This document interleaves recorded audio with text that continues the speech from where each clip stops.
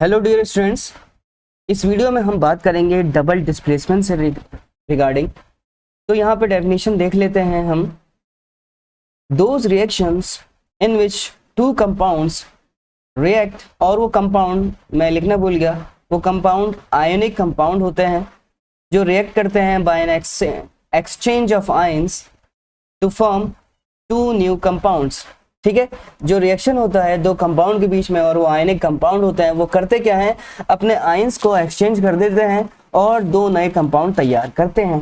तो आप एग्जाम्पल के तौर पर देखोगे कि सोडियम सल्फेट जो कि आयनिक कंपाउंड है, आयनिक कंपाउंड का मतलब होता है कि हमें पता है कि आयंस जो होते हैं वो दो तरह के होते हैं, कैटायन और एनायन। तो सोडियम जो है मेटल है और सारे मेटल पॉजिटिव आयन पैदा करते हैं जिसको हम कैटायन कहते हैं, और जितने भी नॉन मेटल होते हैं वो नेगेटिव आयन यानी एनायन पैदा करते हैं। ठीक है, तो सोडियम सल्फेट को आप देखोगे, सल्फेट जो होता है वो -2 का चार्ज कंटेन करता है और सोडियम +1 का चार्ज कंटेन करता है। तो इन दोनों के चार्ज की वजह से जो कंपाउंड तैयार होगा वो आप समझ लीजिए कि वो आयनिक कंपाउंड कहलाए जाएंगे। तो सोडियम सल्फेट एक आयनिक कंपाउंड है। जब ये रिएक्शन करता है बेरियम क्लोराइड के साथ, और ये भी एक आयनिक कंपाउंड है, तो ये क्या करते हैं, अपने आयंस को एक्सचेंज कर लेते हैं। ठीक है, तो यहाँ आप देखोगे कि सोडियम पहले सल्फेट के साथ था, अब इसने अपने आयन को क्लोराइड के साथ एक्सचेंज कर लिया है और सल्फेट ने बेरियम का साथ दे दिया है।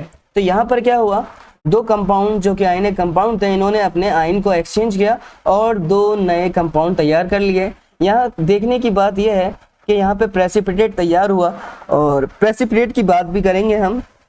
ठीक है, तो कलर आपको याद होना चाहिए बेरियम सल्फेट का, ये वाइट प्रेसिपिटेट होता है।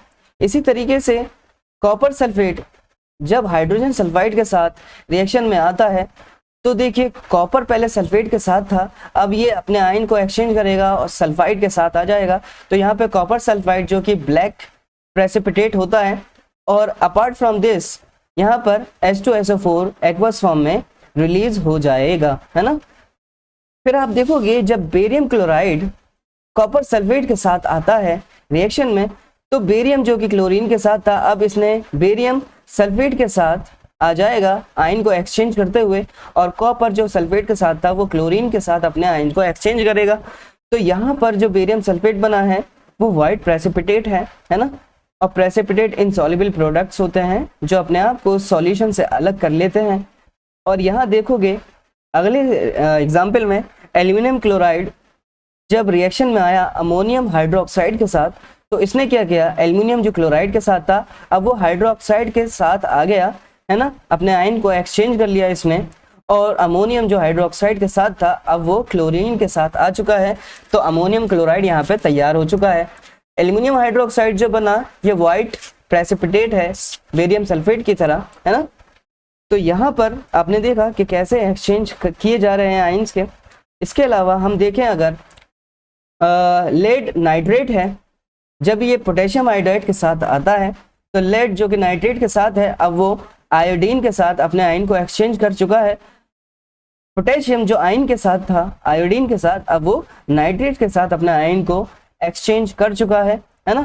और यहाँ पर जो पोटेशियम आयोडाइड बना है वो येलो प्रेसिपिटेट है। ठीक है, इसी के अलावा एक लास्ट एग्जांपल अगर हम देखें डबल डिस्प्लेसमेंट से रिगार्डिंग, तो यहाँ पे सोडियम हाइड्रोक्साइड जब HCl के साथ आया, तो यहाँ पे NaCl और वाटर तैयार हो गया।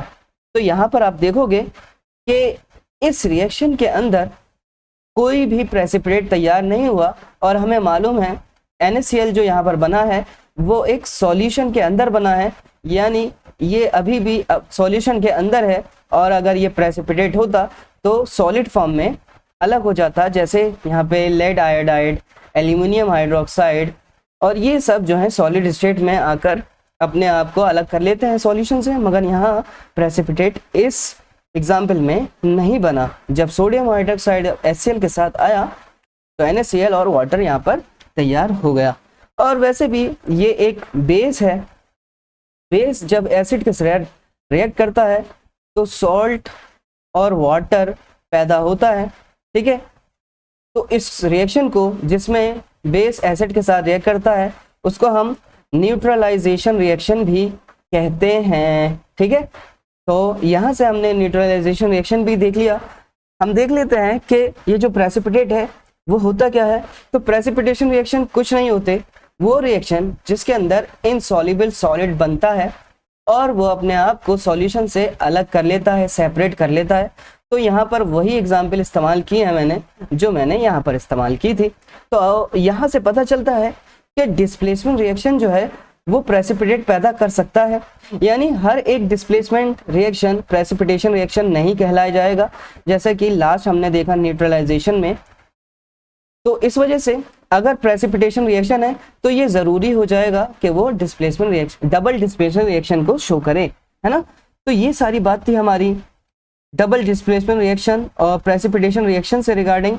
मिलते हैं अगले सवाल को लेकर। अगर ये वीडियो समझ में आई है तो please subscribe to my channel and मिलते हैं अगले सवाल को लेकर अगले टॉपिक में, जिसमें हम बात करेंगे ऑक्सीडेशन रिएक्शन की, है ना, और कैसे सॉल्व होता है, क्या ऑक्सीडाइजिंग एजेंट होते हैं, कौन रिड्यूस होता है, कौन ऑक्सीडाइज होता है, ये सारी बात करेंगे हम नेक्स्ट वीडियो में।